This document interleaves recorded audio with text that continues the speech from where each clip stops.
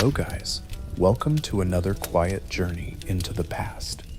Close your eyes, get comfortable, and imagine we are traveling back in time to a cool evening in early spring of 1342. The sun has just slipped below the horizon and a pale twilight lingers over the fields. You find yourself walking along a rutted dirt road, boots heavy with mud from the day's travel. A chill breeze whispers through the hedgerows, carrying the scent of damp earth and distant wood smoke. In the fading light, you spot a warm glow ahead, a few lanterns, and the flicker of a fire through the cracks of a simple wooden building. It's a tavern, a welcome sight after a long day on the road. Your shoulders relax at the promise of shelter, a bit of food and drink, and the company of fellow wayfarers. If you find yourself enjoying this soft storytelling, please feel free to gently tap the like button and subscribe for more calm and quiet lore. Also, I'd love for you to share in the comments where you're watching from and what time it is there right now. It's always so interesting to see how far and wide these quiet moments reach.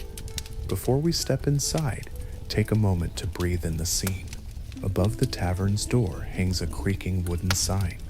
Painted on it, for the benefit of those who cannot read, is a symbol, a frothing tankard carved in relief, its outline just visible in the dusk. Many medieval drinking houses use such pictorial signs to announce themselves. In some places, a fresh green bush or branch is hung over the door when a new batch of ale is ready, a tradition that gave rise to many tavern names, like the Holly Bush. Tonight, the sign of the tankard sways gently, and you can hear it squeak softly as the wind picks up. The building itself is modest, walls of wattle and daub plastered over wooden beams, with a thatched roof that rustles as the night wind threads through the eaves. A few small shuttered windows glow from within, their wooden shutters warped with age and letting thin slivers of golden light escape. From inside comes a muffled chorus of sound. Low voices, the occasional laugh, and the faint notes of a simple tune played on a fiddle or pipe. Taverns like this one come in many shapes. In some tiny villages, an alehouse might be nothing more than a neighbor's kitchen open to the public on brewing day. Here, however, the alehouse has grown into a proper tavern over time, a fixed gathering place for locals and travelers alike, run as Mistress Joan's livelihood, rather than just a spare time brew. It's not a grand inn by any means. You won't find private chambers or fine wine cellars here, as you might in a wealthy town's inn, but it is solid and welcoming, offering exactly what weary people need: food, drink, warmth, and if necessary, a spot to sleep. This tavern likely began life as Joan's own hall and hearth, gradually becoming recognized as the village's public house. Now you step up to the door, a thick oak plank reinforced with iron bands. Lifting the latch, you swing it inward and are enveloped by a rush of warm, thick air. At first, it's hard to see. The room is lit only by the unsteady dance of firelight and a few tallow candles set in wrought iron sconces. But slowly the scene comes into view. It's a single large chamber, the main hall of the tavern. The ceiling is low, with blackened oak beams stretching across it, just above the heads of the taller patrons. You notice the beams are coated in soot from countless smoky fires. There is no chimney here, only a central stone hearth with smoke curling up and finding its way through thatch and eaves. A haze of wood smoke hangs in the air. It prickles your eyes, but it carries a comforting smell of burning oak and peat. The floor underfoot is uneven. Near the hearth, it's just hard-packed earth, scuffed smooth by years of boots. Further out, the ground is strewn with rushes, dry reeds, and straw scattered across the dirt. Mixed in with them are a few crushed herbs. You think you detect thyme and maybe lavender, meant to freshen the air as people tread on them. The fresh rushes on top give off a faint sweet scent when stepped on, partly masking the older, trampled layers beneath. You know that under these newly strewn rushes lurk months or even years of compacted leavings, spilled ale, grease, bits of food, all the detritus of daily life pressed into a mat. It's best not to think too hard about that. A Dutch traveler once wrote in horror about English floors, how the bottom layer of rushes might remain for 20 years, harboring expectoration, vomit, dog's urine, and other abominations. But tonight, whatever lies hidden is undisturbed. All you experience is the slightly spongy feel of straw under your boots and the mingled aroma of hearth smoke and dried herbs. It is warm inside, almost stifling after the cool air outside. The atmosphere carries the rich lived-in smells of an alehouse at day's end, wood smoke and ale, yes, and also the tang of sweat-soaked wool, overflowing stew pots, and tallow from the candles. The sweet note of fermenting malt mingles with the sour hint of spilled beer. In one corner comes a whiff of wet dog. From near the back door, the ammonia of the stable or privy just barely intrudes.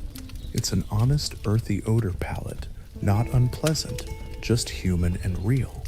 You take a moment standing by the threshold to let your eyes adjust and to absorb it all. The tavern is busy, but not rowdy. The murmurs of conversation rise and fall like gentle waves. There are perhaps 20 people here tonight, maybe a few more, scattered at rough-hewn wooden tables or perched on backless benches. In one dim corner by the hearth, you notice 2 small children curled up together, wrapped in a threadbare blanket. They must be the tavern keeper's young ones, allowed to stay near the warmth until sleep claimed them. One of them, a little girl with brown curls, sucks her thumb as she dozes, while her older brother holds her protectively even in slumber. A scrawny cat is nestled at their feet, purring softly. It's a tender scene of family amidst the bustle. Meanwhile, the rest of the patrons are engaged in quiet conversations. Some sit close to the central hearth, stretching out their hands toward the low fire that crackles and pops, sending occasional sparks up into the rafters.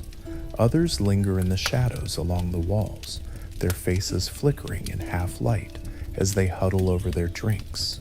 Near the door, 2 gray-haired peasants in coarse linen shirts and mud-stained woolen hose share a drink, speaking in low, rumbling tones about the day's labors. Their hands are calloused and ingrained with dirt, big-knuckled fingers wrapped around a single pottery jug of ale, which they pass back and forth.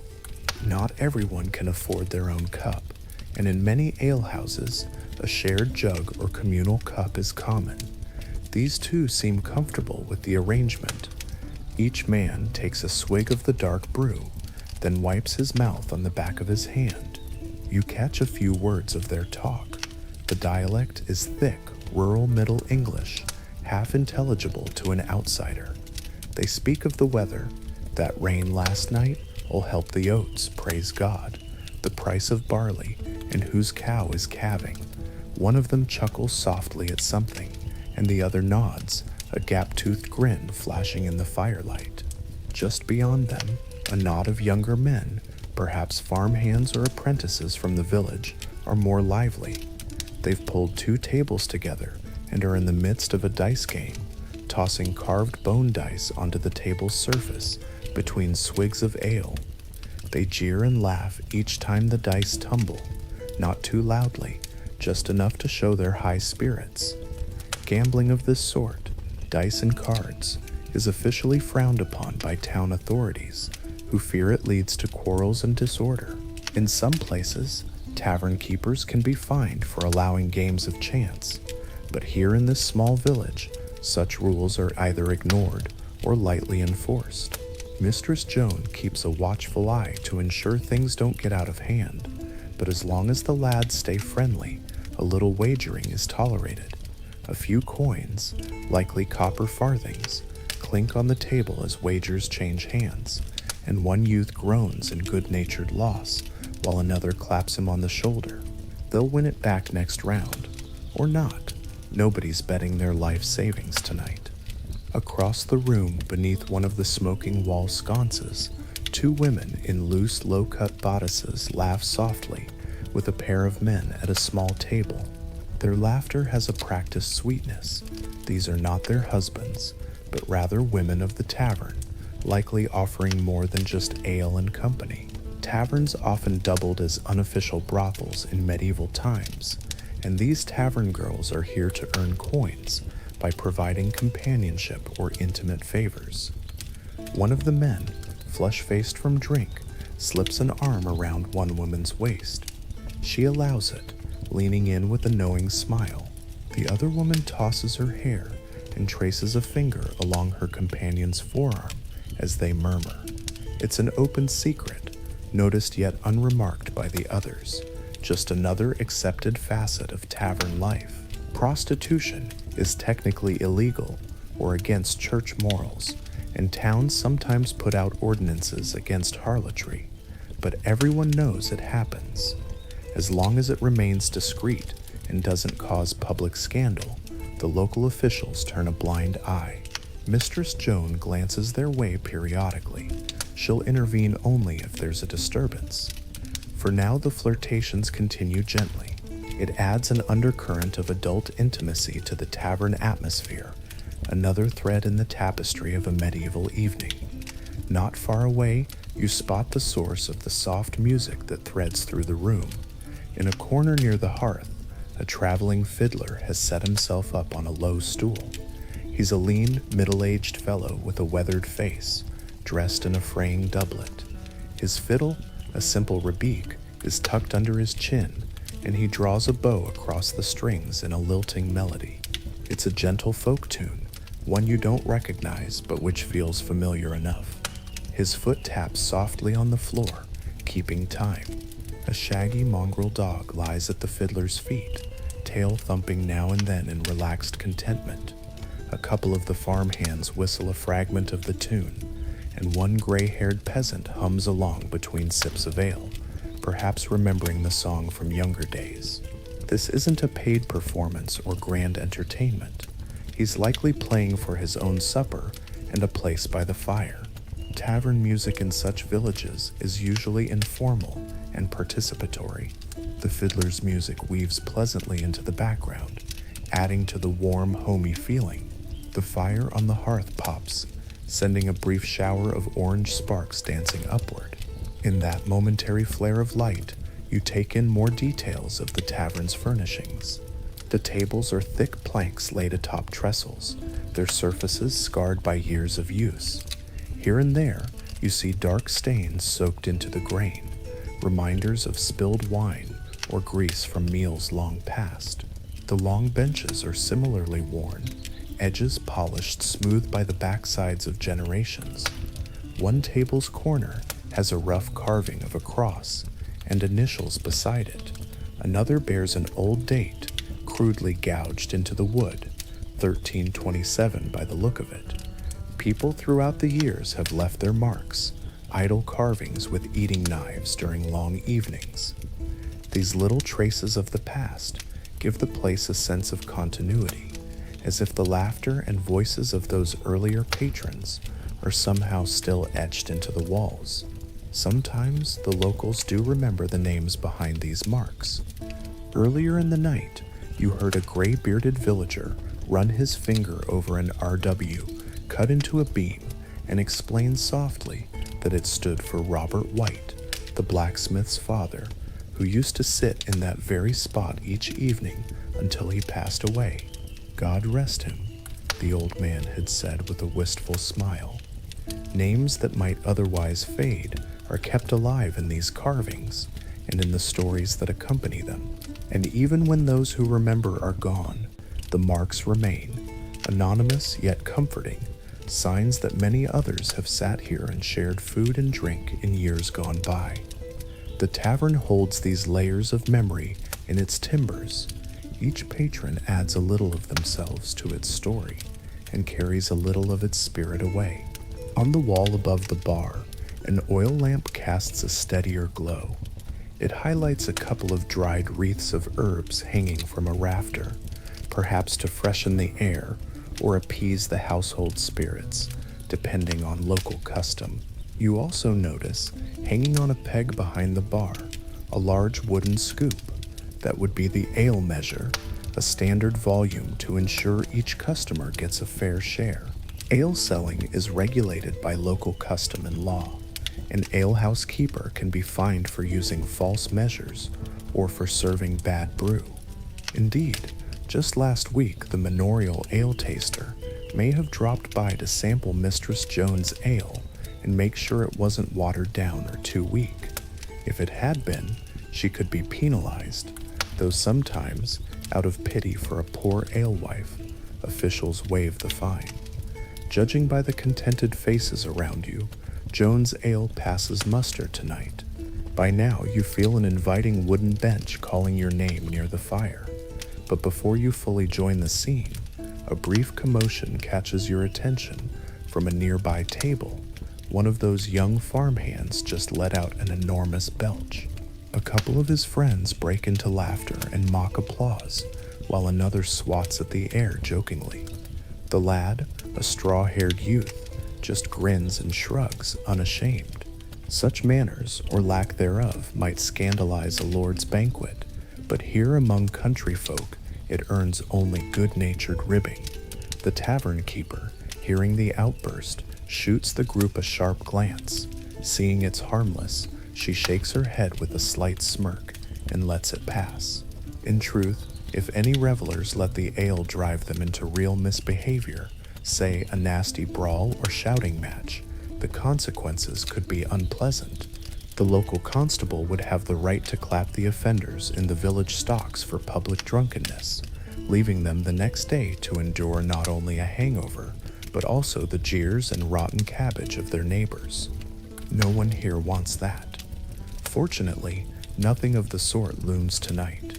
The young men settle down, and their moment of boisterousness fades back into the general gentle hum of conversation. Soon the serving girl, Joanne's daughter, returns to your vicinity, making her rounds with a pitcher of ale and checking on those who've emptied their cups. You catch her eye, and she bobs a quick curtsy, then approaches your chosen table. Setting down her pitcher, she asks quietly what she can bring you. Her voice is soft and a bit shy. Perhaps she's new to this work. Up close, you see the freckles on her cheeks and a streak of flour in her hair, likely from helping in the kitchen earlier. You request a mug of ale and whatever stew might be available this evening. She gives a quick, dutiful smile and hurries off, leaving you to ease onto the bench. It creaks under your weight. The table in front of you is a bit sticky, tacky with old ale in a few spots, so you place your travel cloak on the bench beside you to keep it off the tabletop. A moment later, she returns with a coarse pottery mug and a wooden bowl. First she pours your ale from the pitcher. The liquid that foams forth is a tawny, unfiltered ale, with bits of grain swirling as it fills the cup. It's room temperature. Medieval ale is not served cold and cloudy with yeast. You lift it to your lips and take a deep draught. The taste is a little sour, a little sweet, deeply malty, and surprisingly hearty, like liquid bread. This is small ale, perhaps, a weaker brew made for everyday drinking, with a low alcohol content that won't leave you reeling. It's likely brewed from the second runnings of a mash, after the stronger ale has been drawn off. Even children drink small ale with their meals in this age, since water can be unsafe. The slight tang of fermentation tells you it's fresh. Joan probably brewed it just this week in a cauldron out back. It tastes wholesome and honest, with no off flavors. Ale was one of the few foods and drinks closely regulated for quality. Ale conners might sample a tavern's brew to ensure it wasn't too weak or adulterated. A brewster selling bad ale could be fined unless she was too poor to pay, in which case authorities sometimes showed mercy. Mistress Jones' ale tonight would certainly keep the ale conner satisfied. You swallow gratefully. After hours of walking, the ale's mild warmth spreads through your chest, and you can practically feel the nourishment in it, the vitamins and calories from the grain giving strength back to your limbs. Next, you turn to the wooden bowl. It's a shallow bowl carved of ash wood. and it's been filled with a thick pottage stew. Chunks of carrot and parsnip, shreds of cabbage, and whole peas swim in a greenish-brown broth. The steam curling up carries an inviting aroma of leek and sage. A trencher of bread has been set underneath, basically a round loaf of yesterday's coarse bread, hollowed a bit to serve as an edible bowl. The stew has been ladled right into this bread, softening its center. You tear off a piece of the trencher's rim. The crust is hard and dark, and use it to scoop up some pottage. It's pleasantly hot. The taste is simple but hearty. Root vegetables and herbs, thickened with barley. There's no meat in it that you can detect. Perhaps it's a fasting day, or meat is scarce until the butcher's day. It doesn't matter. The pottage is filling and savory. You chew slowly, feeling warmth return to your belly. From the bench across the table, one of the merchants glances over and smiles at your evident enjoyment of the meal. He and his companion, the two travelers in slightly finer dress you noticed earlier, are sharing a similar dish. Between them, they've got a small wheel of cheese they bought from somewhere, which they slice and crumble into their stew for extra flavor. They appear to be peddlers or small-scale merchants, maybe selling cloth or spices along the road. They nod a polite greeting. Travelers recognize one another, and you nod back. Not much is spoken, each of you busy with your suppers, but there's a camaraderie in the simple act of eating under the same roof. As you eat and drink, you tune into the conversations around you. At the merchant's table, their low voices carry a whiff of foreign lands. One is describing a recent trip to a far-off market fair. You hear him mention Bruges, the great Flemish city, and the fine woolens he saw there. The other whistles and says something about the prices of English wool. Their accents are a bit different from the locals. One of them speaks with a slight French-Norman lilt. In fact, as they converse, the merchant sometimes slips into actual French, perhaps when searching for a word, or when quoting a phrase someone said abroad. The scarred soldier at the next table, overhearing, interjects a comment about Flanders. He pronounces Bruges with a rough Germanic brog. You realize this soldier might have fought or traveled in the Low Countries. He even curses softly about the schelms, knaves he encountered there, using a bit of Flemish slang he's picked up. It's a little linguistic tapestry. The merchant responds with "Mais oui, exactement," but yes, exactly, and laughs. Despite mixing tongues, they seem to understand each other well enough. It strikes you that here in this humble tavern, one can hear a blend of languages. At one end, the farmer's broad English dialect. Here, a spattering of French and Dutch. In the corner, the pilgrim quietly whispering Latin prayers over his broth. Under this roof, all these tongues mix in the air. But there's no confusion. Everyone communicates with gestures, shared words, and smiles. This is a crossroads in more ways than one, and the universal language of fellowship bridges any gaps. On your bench, you soak a heel of bread in the last of your pottage, savoring the rich garlicky oil that has settled at the bottom. The candles gutter a bit as a draft sneaks through the room. Looking around now, you feel the deep contentment of being in a safe spot for the night. Your earlier tension from the road has ebbed away in the warmth of the fire and the gentle buzz from the ale. A drowsiness sets in, but it's the pleasant kind that follows a hot meal. At the large table near the hearth, the young dice players have finished their game. One of them, the lad who belched earlier, has slumped forward with his head on his folded arms, actually dozing at the table. His friends chuckle and decide it's time to pack it in. Two of them haul the sleepy youth to his feet. He mumbles in protest, but then, with their support, stumbles out the door into the night. Likely his house is just nearby in the village. They've left a couple of small coins on the table for Joan to collect, payment for their ale. As they exit, a gust of cold air blasts in, making the candles flicker wildly and the fire dance. You pull your cloak tighter instinctively. For a moment, you glimpse the outside world beyond the tavern's threshold, the village lane, empty and silvered by moonlight, a few cottage windows faintly aglow across the way. The darkness out there feels vast and deep. You imagine the fields stretching into the distance, the forest black against the sky, a stray wolf or bandit perhaps wandering under the moon. It makes you appreciate the snug walls around you all the more. When the door swings shut again with a solid thud and the wooden latch drops, the tavern seems even cozier. The chill and darkness are once more kept at bay outside, and inside the golden firelight reigns. A collective sigh or two is heard as people readjust and continue their conversations. Now the night has advanced. The tallow candles are burning low, their flames smaller, and the room a bit dimmer and smokier. The curfew bell begins to toll in the distance, a slow, deep clang from the village church, signaling that official night has fallen. In many towns and larger villages, this bell is the sign for taverns to close and for honest folk to head home.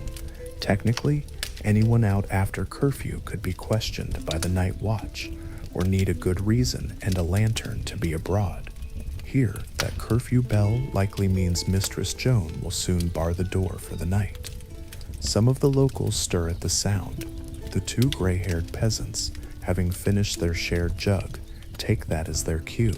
They push back from their bench with a groan, and each gathers a simple cloak and cap.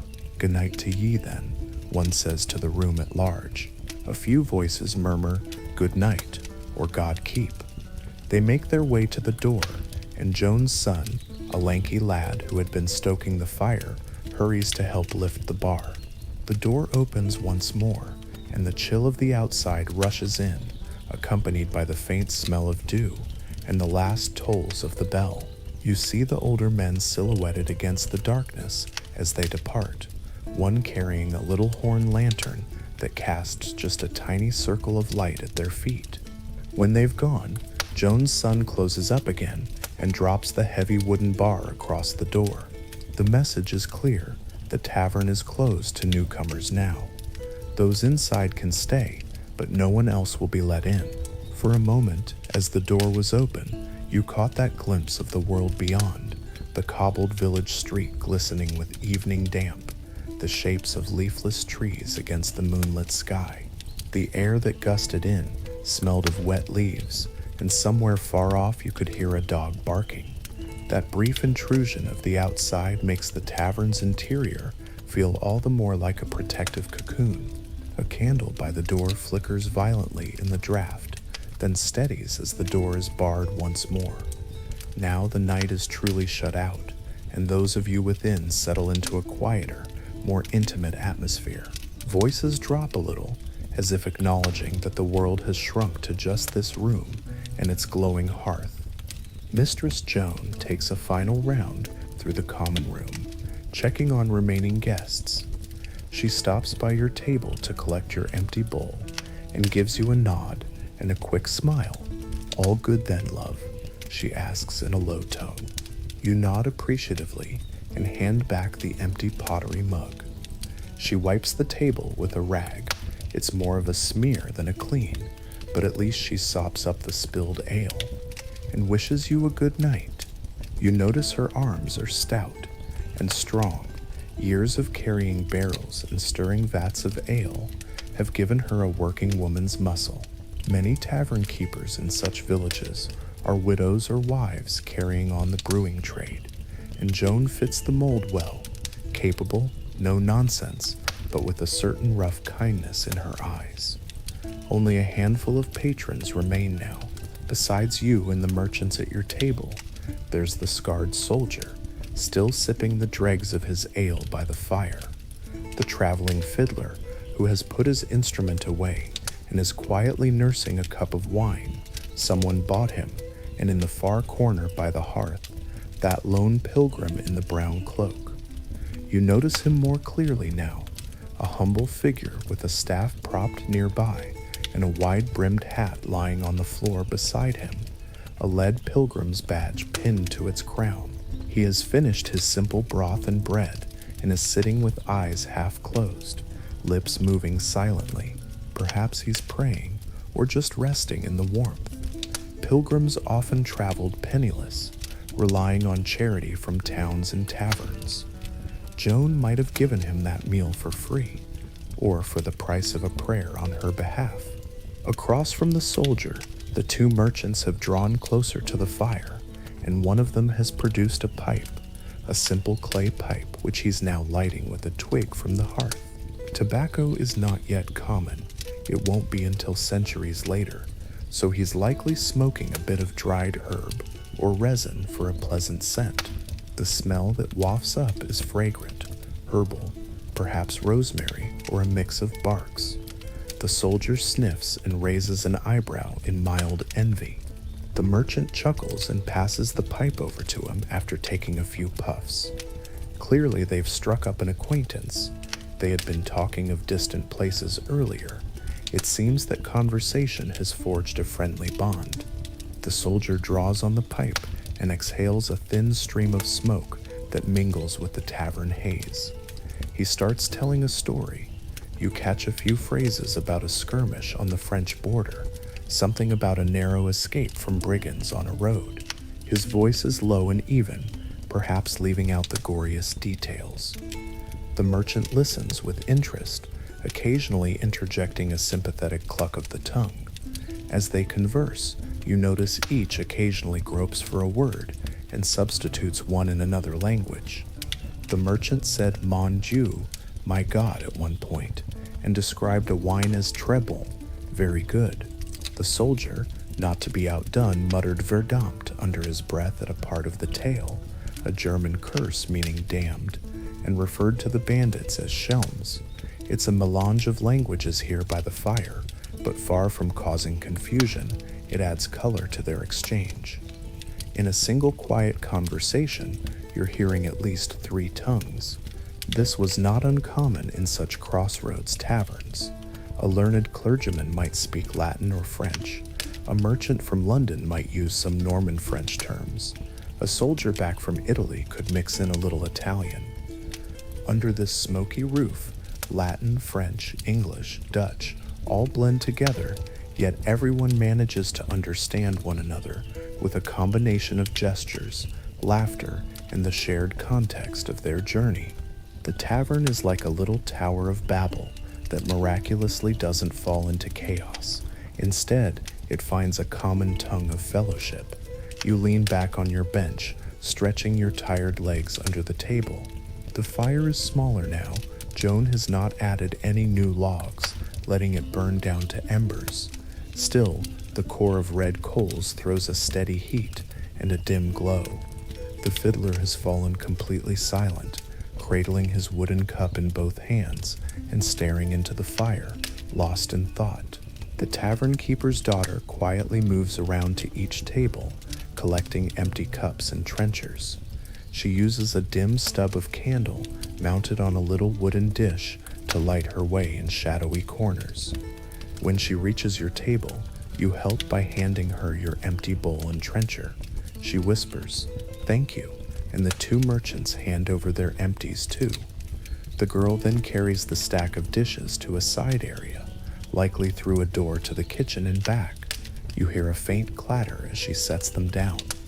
Cleaning, such as it is, will mostly wait for morning, but she at least gets things ready.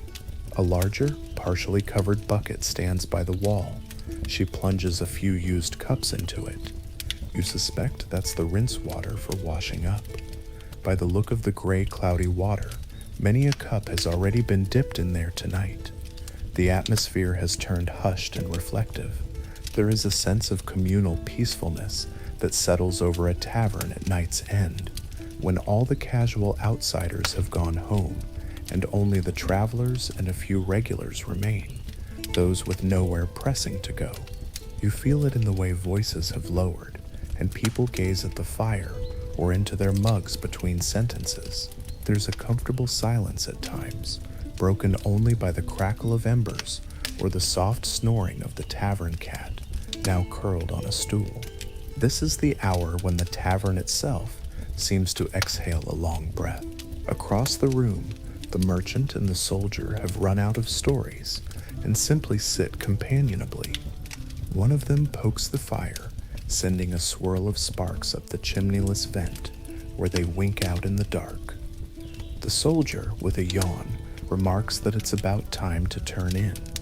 He stands and stretches. The mail links of his belt jingle slightly. He's lodging here overnight as well.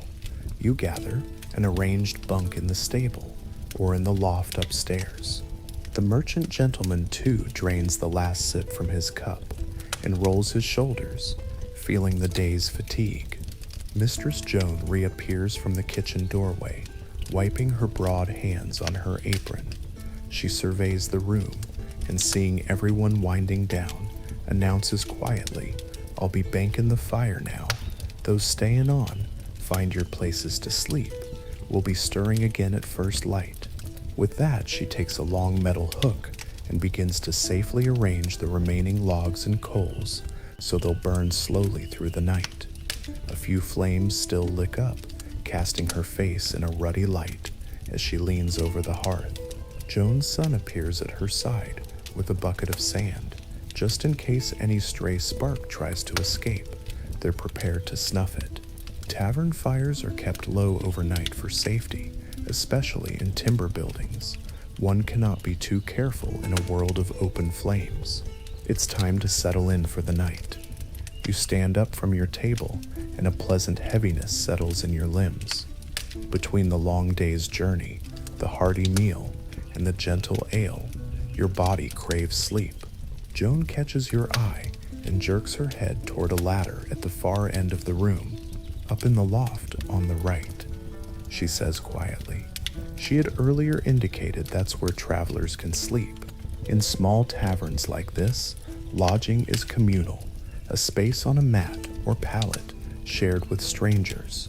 Privacy is a luxury for the wealthy or the monasteries. For common folk, a roof and some hay is enough. Nearby, a local cooper is also making his exit, but he's come up a few pennies short on his bill. You overhear him apologizing and see him remove a small brass brooch from his cloak. He hands it to Mistress Joan as collateral and promises, "I'll pay thee the rest come market day by Saturday." Joan weighs the brooch and, recognizing him as a regular, nods. She slips the trinket into her lockbox behind the bar with a brief smile. I know you're good for it, Tom. Mind you don't forget," she teases gently. He tips his cap in gratitude and heads off into the dark. Such arrangements are common. Tavern keepers often extend credit or take a pawned item against a debt. Coin can be scarce, and a trusted patron might leave his knife brooch or another token if his money falls short, redeeming it when he has funds. Joan's lockbox likely holds a few such pledges, alongside the pewter tokens she's collected for drinks. It's another little way the tavern serves as a hub of village life. Part inn, part bank, part social club. You shoulder your pack, take your cloak, and make your way to the wooden ladder that leads to the loft. The ladder is simple and a bit rickety. It's been worn smooth by years of hands gripping the rungs. Climbing up, you enter the loft space under the thatch. This upper room is small, just an open garret that overlooks the main hall below. There's no door, only a rough opening. The loft's floor is made of wooden planks, and as you crawl up, they creak under your weight. It's dark up here, save for the glow of the hearth embers seeping up through the ladder hatch. You pause, letting your eyes adjust once more. The loft is chilly. Without the direct heat of the fire, the air here quickly cools. You can see your breath faintly when you exhale. There are a few shapes already settled in the loft. Two are the merchants you saw earlier. They have laid their traveling cloaks on a pile of straw in one corner and are curled up, back to back, sharing warmth. Not far from them lies the fiddler, wrapped in a thin blanket provided by Joan's daughter. He's snoring softly, fiddle case clutched to his chest like a teddy bear. In another corner, the soldier has unrolled a worn woolen bedroll. He's still awake, sitting on it, and unlacing his boots. You find an empty bit of space along the loft's edge. There's a straw-filled mattress tick, really just a large sack stuffed with straw there. One of 2 such pallets the tavern keeps for guests. You're in luck to claim it. Often one must sleep directly on loose straw or a hard bench. You lay your cloak out over the tick for extra padding. Through gaps in the loft's boards, you can see a dull red glow from the hearth below, and occasionally hear a muffled cough or clink of pottery as Joan and her daughter finish tidying up. You sit on the tick and remove your boots. Your feet ache and are a bit damp. You wiggle your toes, grateful to let them air. In the darkness, you fumble for your small travel pouch and retrieve a spare piece of cloth. You give yourself a cursory wipe, your face, your neck, trying to get any grime off. Cleanliness, such as it is in this world, often means just wiping with a dry cloth or a bit of water. Full baths are rare. In fact, you recall that in this tavern, the washing basin is likely downstairs by the door. Joan earlier set out a basin of cold well water for folks to rinse their hands or faces if they wished. You were focused on your meal then, but perhaps in the morning you'll make use of it. For now you settle for a quick rub of your face and hands with your dampened kerchief. It's chilly water, but it feels good, wiping away the sweat and dust of travel. You suspect the water in the basin is rather dirty by now, reused by multiple patrons, but at least you got a splash when it was relatively clean. These small rituals of washing are a luxury in a time with no running water. At least your face feels a bit less grimy as you settle in. Lying back on the straw-filled tick, you pull your cloak over yourself as a blanket. The straw rustles with your every movement, and there's a faint, musty smell to it. A few stalks poke through the rough canvas tick and prickle your neck. You shift until they no longer bother you. It's not exactly plush comfort, but it's far better than the open road outside. Fleas and bedbugs are a reality. You already feel an itch or 2 on your calves, and wonder if a tiny biting friend from last night's customer has migrated to you. But you'll worry about bites in the morning. For now, fatigue blankets everything. Down below, you hear Mistress Joan's voice, low and commanding, right off to bed with you, likely speaking to her daughter. The girl murmurs something in return, perhaps asking if she should bank the kitchen fire or fetch something. A few footsteps, then Joan's son trudges up the ladder to the loft as well, heading to his family's section, partitioned by a hanging cloth. You notice the presence of the tavern keeper's family in the same sleeping loft as guests is not unusual. Privacy is scant in medieval life, and common folk think little of bunking down in one room. Joan herself will probably sleep on a pallet by the kitchen hearth, ready to rise at the first hint of dawn to start breakfast pottage or brew ale. Curling on your side, you find a relatively comfortable position on the straw mattress. The events of the day play through your mind in hazy snippets: the long trudging road, the anxious moments looking for shelter, the relief of seeing the tavern's light, and the simple good evening spent among strangers who feel like companions, however brief. There's something profoundly comforting about this moment, a feeling of being in company. Though you're far from home, among people you've never met, you're not alone. You're all travelers, or at least fellow humans, sharing the warmth of the same fire. A pilgrim, a peddler, a soldier, a fiddler, a farmer. For tonight, all those labels fade away, and you're simply tired souls finding rest together. The sounds of the tavern lullaby begin to lull you. Below, Joan is banking the main hearth for the final time. You hear the soft scrape of the metal shovel as she covers the embers with ash to keep them alive till morning. The room below is now almost completely dark, save for the dull red glow from under the ash. She's snuffed all candles except one tiny stub she carries to guide her to her sleeping spot. The last things you hear her whisper are a short prayer, perhaps committing the night to God's protection, and the creak of the kitchen door as she shuts it.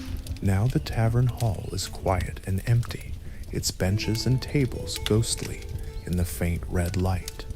In the loft, a sleeper shifts and the boards creak. Someone below, maybe the beggar allowed to sleep by the hearth, coughs twice and then spits into the ashes. The cat, awake and patrolling, now that the humans are quiet, leaps up the ladder silently and prowls across the loft. It sniffs at your bundle, decides you're uninteresting, and moves on in search of mice. From outside comes the muffled howling of the wind rising. You can hear it moan against the thatch and rattle the wooden shutters. A loose shutter downstairs bangs once, and after a moment you hear Joan's son climb down grumbling softly to secure it. The clatter stops. In the distance, an owl hoots, its lonely call carrying through the starry darkness. You picture the tavern from outside now, a small beacon of a building, smoke curling gently from its eaves, the night pressing in around it. Within, a dozen or so people lie sleeping or drifting toward sleep, while outside the great world continues in silence. You shift on the pallet, finding a comfortable crook for your neck. The straw beneath you crackles with each breath, but soon you don't notice it. You pull your cloak tighter, covering your nose a bit to fend off the chill. Your feet, still a bit cold, find warmth tucked under the edge of the straw. Despite the day's fatigue, your mind is oddly content and wakeful for a short while. Images float by, the friendly face of the gray-haired peasant bidding good night, the fiddler's tune, the taste of that hearty pottage, the sight of those children curled by the fire, and those old initials carved in the table. This tavern, in its quiet way, has given you what you needed: safety, sustenance, and even a touch of camaraderie. Nearby, the merchant shifts in his sleep and accidentally bumps the soldier. Both men murmur and then settle again. Someone emits a gentle snunk, a half snore that gets cut off as they stir. You feel yourself slipping towards sleep as well. With your eyes closed, the last sensations you consciously register are the smell of the straw, a mix of dried grass and a bit of sweat from who slept on it before, the distant crackle pop of an ember, and the soft, rhythmic breathing of those around you. The tavern's breathing, you think fancifully, a collective human breath, rising and falling in the dark. Sleep well, dear traveler. It's as if the very walls whisper this to you. And indeed, under the watch of this old tavern, you do drift off. The worries of the road, the uncertainty of tomorrow's journey, all fade. In your dreamlike state, you imagine that perhaps 100 years of travelers have felt this same solace here. The thought is comforting beyond words. Some hours later, a pale gray light begins to seep through the tavern's warped shutters. Dawn is approaching. The cock's crow hasn't sounded yet, but the quality of the darkness is changing, ever so slightly. You find yourself half awake, roused by habit and the subtle shift in the air. You feel a stiffness in your back from the hard bedding, and perhaps a nibble or two from tiny nighttime pests. Blinking, you become aware of the loft around you, shapes of fellow sleepers bundled in cloaks. The merchant pair are still snoring lightly. The soldier's spot is empty. He must have risen already to tend to nature's call or check on his horse. The fiddler scratches his beard in his sleep. Below, you hear faint movement. Mistress Joan is awake. True to her profession, she rises before the sun. A few muffled clanks sound from the kitchen. She might be stirring up the coals in the cooking hearth or putting on a kettle. Soon after, the door to the common room opens with a drawn-out creak. Peering from the loft ladder, you see Joan's stout figure moving through the gloom. She goes to the main hearth and uncovers the ashes. A brief glow of red emerges as she blows on the embers, coaxing them to life. Then comes the scratch of kindling. She's using dry twigs and last night's straw to restart the fire. Within moments, a tongue of flame flickers up, and she feeds it patiently with thin sticks. Smoke begins to curl, and a new orange glow pulsates, illuminating the benches and beams with new morning light. Her daughter appears not long after, shawl wrapped around her shoulders against the morning chill. The girl opens one of the shutters. Just a crack. Pale dawn light trickles in, revealing motes of dust dancing in the air. It's still dim, but outside the sky must be turning from black to deep blue. The daughter shuffles around sleepily, picking up an empty mug here, a forgotten cloak there. Someone's left a ragged shawl on a bench. She yawns, then goes to fetch a bucket of fresh water. With the fire reviving, a more cheerful light and warmth spread through the tavern hall. You decide it's a good time to make yourself presentable for the day. Carefully, you descend the ladder, avoiding stepping on the cat that has curled on one of the rungs. Your joints protest a bit as you climb down. Sleeping on the floor leaves you a tad sore, but not badly. Once on the ground floor, you stretch discreetly. The hall looks different in morning's half-light. The remains of last night's revelry are evident. Tabletops with rings of spilled ale, rushes on the floor kicked aside in spots to reveal the dirt, and a forgotten wooden cup rolling gently near the hearth. The beggar who slept by the fire must have left it. The smell has changed, too. The air is cool and carries the stale odor of extinguished candles and old smoke. There's a sour undercurrent from the dregs of ale in mugs, and that puddle one of the lads left by the wall. Yet mingled with it now is the fresh scent of dawn. The shutter that's ajar brings in a hint of dew and the clean fragrance of morning air. Joan has gone to the back by now, and her daughter returns carrying an earthenware basin and a jug of water. She sets the basin on a bench near the door. With an efficient air, she pours some water from the jug into the basin. It splashes, catching glints of new daylight. A few of you sleepy travelers gravitate toward it in turn, understanding this is the morning wash station. The soldier, now fully awake, goes first. He splashes the icy well water on his face, scrubbing vigorously, then wipes with a rag. He even dares a bit of it under his arms, bracing from the cold shock. The merchant follows, dipping his hands, rubbing his eyes, trying to flatten his hair. When it's your turn, you cup your hands in the basin and bring the cool water to your face. It stings in its coldness, but you feel instantly refreshed as you rub the water over your closed eyes and stubbled cheeks. There's no soap. Soap is expensive and reserved for laundry or bathing on special occasions, but just the water alone does wonders. You run wet fingers through your hair and give the back of your neck a quick wipe.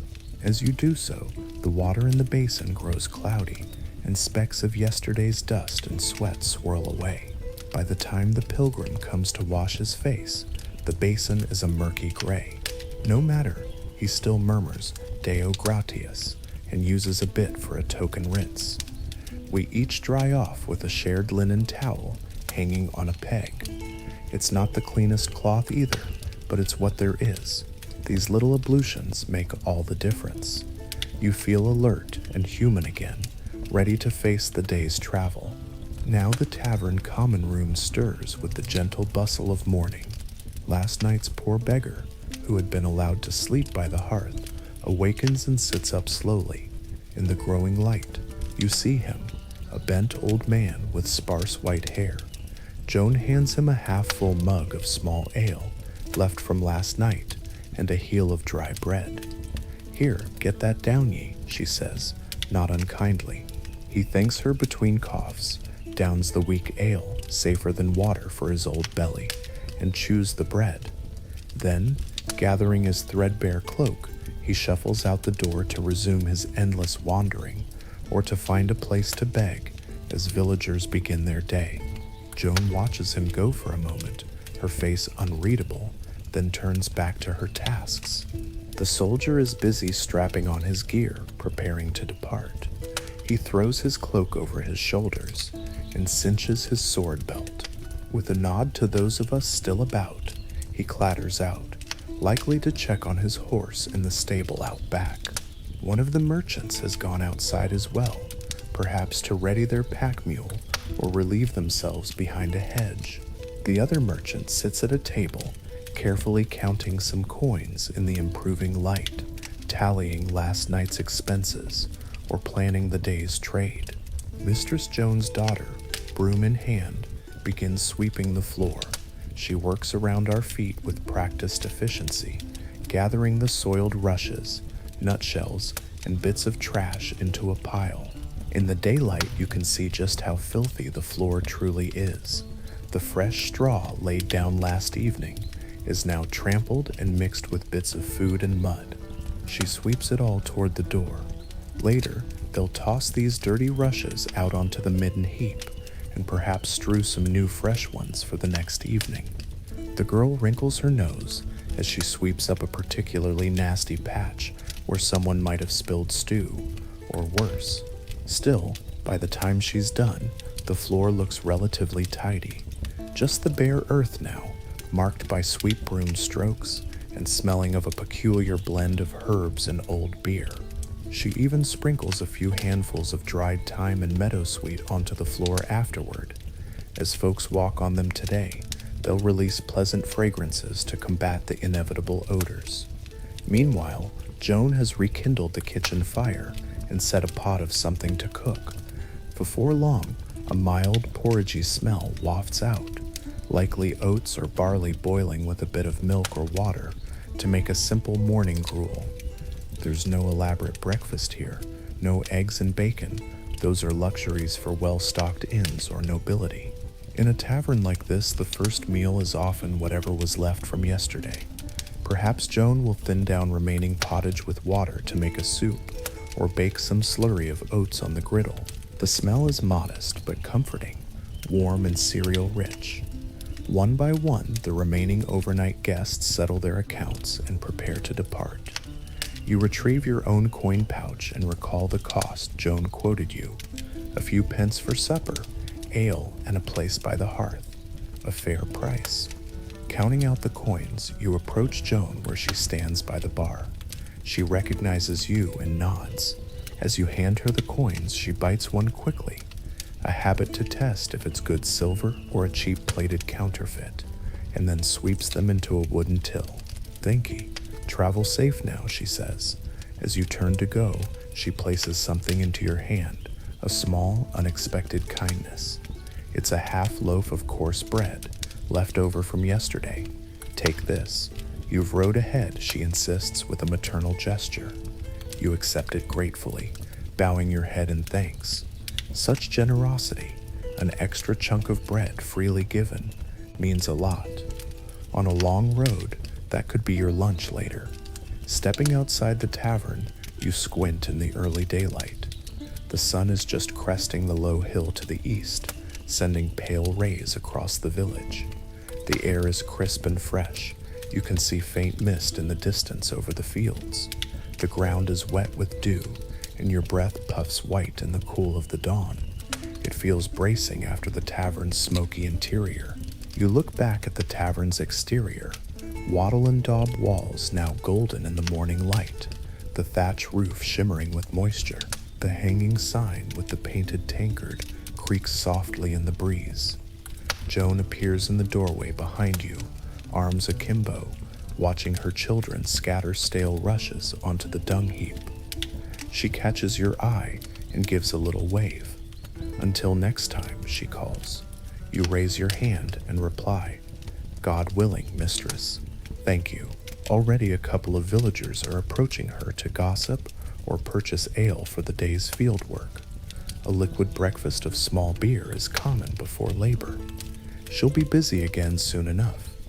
You take a deep breath of the morning air, the smells of damp earth and wood smoke filling your lungs. It's time to continue your journey. Adjusting your pack on your shoulders and tightening your cloak, you set foot on the road leading out of the village. The dirt path is glistening and soft from yesterday's rain. As you walk, you chew on the hunk of bread Joan gave you, washing it down with a sip from your leather flask. You filled it with small ale before leaving, the tavern's parting gift to keep you hydrated. It's quiet except for birdsong now, sparrows chirping in the hedgerows, crows cawing as they flap from an oak tree. The village behind you slowly wakes. A smith's hammer starts clanging faintly, and a few thin columns of smoke rise from cottage chimneys as breakfasts are cooked. Treading along, you reflect on the night you spent. A slight smile comes to your lips unbidden as you recall the cozy scene, the amber firelight dancing on rough beams, the murmured tales swapped between newfound friends, the taste of that hearty stew after a hungry day, and the utter relief of a safe, warm place to sleep. For all the hardships of medieval travel, the mud, the cold, the uncertainties, there are also these moments of respite and human kinship that sustain you. Last night in that tavern, people of different stations and tongues came together and shared in life's simple pleasures: food, drink, stories, music, warmth. It strikes you that this is a timeless experience. A tavern gathering at dusk with its ale and laughter could have been much the same 50 or 100 years ago, and will likely be the same 50 years hence. The faces and names change, but the essence endures.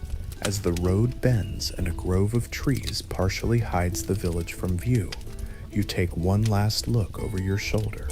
The tavern's sign, that foaming tankard, catches a gleam of sun and sways in the breeze, as if bidding farewell. You whisper a quiet thanks in its direction. You carry with you the memory of last night, a memory that will no doubt join the tapestry of many tavern evenings in your life. Perhaps one day, years from now, you'll sit in some other tavern and regale fellow travelers with a story. I remember a little tavern back in 1942 on a cold spring night where the ale was good and the company kind. And maybe you'll forget the name of the village and the names of those who shared that hearth with you, but you will remember how it felt. With that comforting thought, you face forward and continue your journey into the morning light. The road stretches before you, each step taking you farther from that cozy inn. Yet in a way, you carry a piece of it in your heart, the knowledge that wherever the road leads, there will likely be another welcoming tavern at day's end, with an open door, a glowing fire, and a shared cup waiting to welcome a traveler like you. Safe travels, friend, and may all your nights be so warm. Good night.